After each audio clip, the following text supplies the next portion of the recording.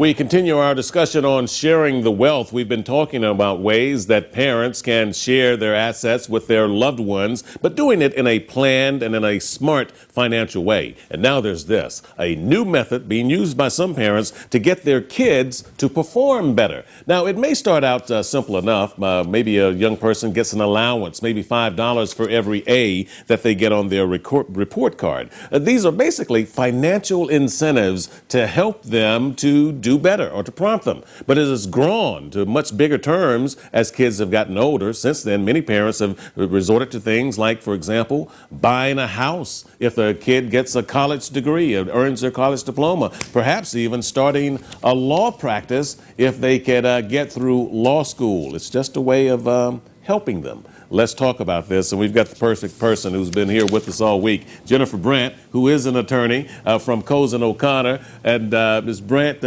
how about that last one? If you can get through law school, we'll help you set up your first practice. Would you have taken that deal? Somehow I missed out on that contract, Art. I don't know. No one offered that one to me. What do you think about this idea, though, of the financial incentives? It's basically an allowance that you've given your kids from the time they were small, but as they get older, well, the pot thickens. Yeah, Art, this is one that I have to say that I just don't agree with. I just can't come to terms with it. But some parents really find that it works. Basically, what it is sitting down with your child and laying out terms of a deal that you're going to fulfill certain promises if they do certain things. And, you know, I think it's really tough because you still are the parent, Art, and really, in my view anyway, it should be what you say goes. Well, why not give them a little incentive, though? For example, if you have kids who tend to be less focused, to have a little more incentive to help keep them, you know, along the lines that they should be going in. And we all know that financial incentive certainly motivates a lot of people. That's right. And that's where some parents do really find these kind of contracts helpful. It's for these children that don't really, maybe they do need the incentive to do what they're supposed to do. And laying it all down and sitting down and talking about it and negotiating certain points really makes them feel that they're a part of it, and thus they do whatever activity it is that you're trying to get them to do. And you just touched on something very important, too, negotiating the terms and agreeing to it, because typically a parent says, this is the land, the lay of the land, and this is the law as I set it down, and you have to abide by it. But in this case, a child would have some rights, and I'm talking about a person who's older than just a kid, obviously, but to kind of lay out how they feel about it and sign off on it. And then if that's the case, would that make this a binding agreement? Well, that's the question, Art. I don't know how enforceable these types of agreements are in a court of law. Certainly they are enforceable in the court of your home, and children can use these contracts and say, hey, this is what we sat down, we agreed to this, you agreed to be bound, and I've got it in writing. I want you to fulfill. That's right.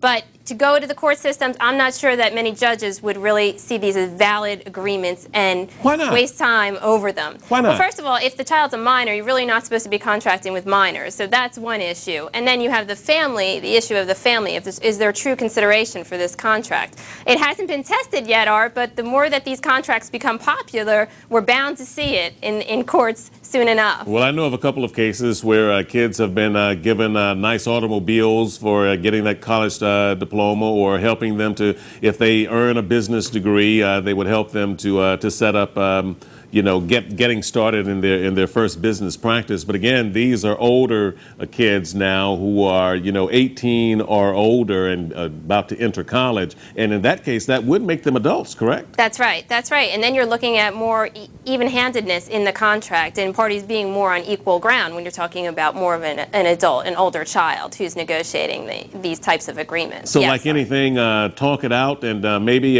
for kids who are out there watching, to maybe have this discussion with their parents, or for parents, if they think that it's something that would interest them, have the conversation with their kids, huh? That's right. It's a good idea for families to talk about these things and say, look, hey, Mom and Dad, if, you know, I'm not doing what you want me to do, let's talk about this. Let's work out the terms. Make me a part of it, and then maybe we can come to some agreement. Could be very, very interesting, and it would give the parents plenty of time to look ahead and plan for it and not have to offer up an immediate financial offer. That's right, and also get something out of it. Get your child to do what they're supposed to do, whether finish school or do a chore or whatever it may be, you're getting something from it as well. Well, we don't twist their arms. We're just laying out the information, and the people will do with it as they will, correct? That's right. All right, Jennifer Brandt, thank you very much. It's been a fascinating series as we've been talking about ways that you can share your wealth. And some of these ways are very, very simple, and they're all very important. So I hope that our viewers have gathered something from this and have been taking notes so that they can apply